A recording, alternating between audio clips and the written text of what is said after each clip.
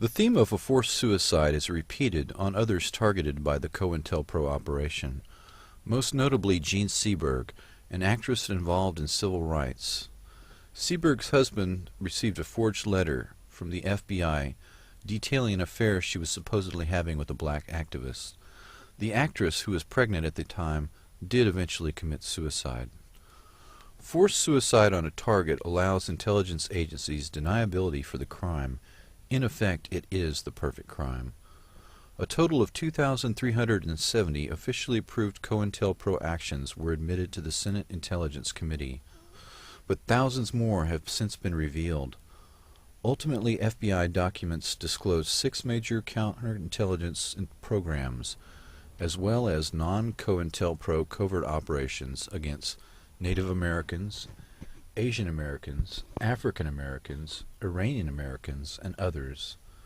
The major violence of the domestic terrorist campaign was directed at the black nationalist and American Indian movements. These individuals were readily imprisoned on false charges or assassinated. CointelPro did murder Caucasian targets, but did so in fewer numbers than minority personalities. The theory of counterinsurgency operations was first codified by Frank Kitson, the British commander in Malaysia and Northern Ireland, among other places. His book, Low-Intensity Operations, Subversion, Insurgency, and Peacekeeping, insists that infiltration and psychological operations be mounted against dissident groups in normal times, before any mass movement can develop.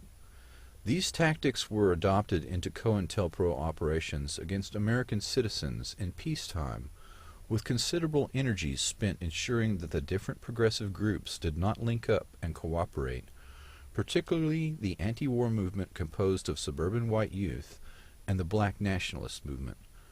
There was also a major effort to preclude African American leaders from linking up with leaders in the African continent.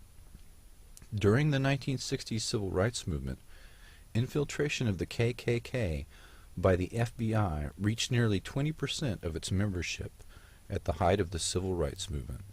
These assets, along with neo-Nazi party members, were used to attack civil rights workers and activists. The man who bombed the church in Birmingham, Alabama, and killed 2 young black girls was an FBI informant and agent provocateur who had infiltrated into the KKK by the FBI in order to promote and execute greater acts of violence. The favorite tactic used in infiltration operations of activist groups is the snitch jacket, where suspicion of being an informant is used against legitimate leaders. The operatives are directed to disrupt meetings, spread rumors, inflame disagreements over what people normally fight over, money, politics, race, gender, and sex, in order to exacerbate rivalries and jealousy, and to lead zealous activists into unnecessary danger and set them up for prosecution. False news stories, forged documents, and anonymous letters and anonymous phone calls, as well as pressure on landlords and employers, make up just some of the strategies used. During the Reagan administration, CointelPro activities increased against individuals and groups seeking to aid refugees and dissidents of wars in Central America. The case of Judy Bari, who along with a colleague was nearly killed by a car bomb set by the FBI, is proof that these CointelPro actions are now a permanent part of FBI and other intelligence agency activity. Barry was active in the environmental movement and permanently disabled when the FBI planted a car bomb in her car to thwart her activities towards saving an endangered stand of ancient redwood trees.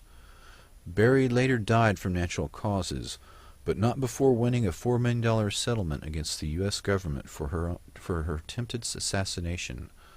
CointelPro operations are presently being incorporated into the development of microwave and radio frequency weapons.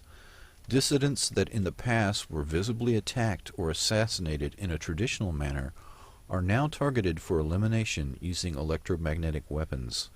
These internal dissidents are used as human guinea pigs and experimental subjects in terminal experiments that are designed to force a suicide, to force incarceration, or premature death due to the effects of non-ionizing and ionizing radiation.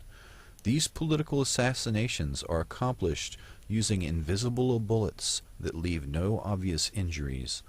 The theme of a forced suicide, such as the Martin Luther King and Gene Seberg blackmail letters, have remained constant.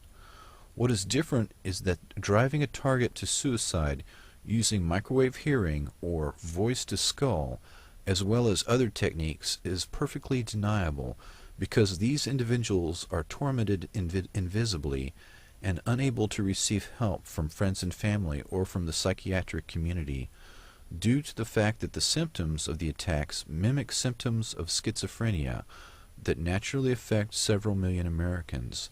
Thus, the intelligence agencies have achieved deniability for these crimes.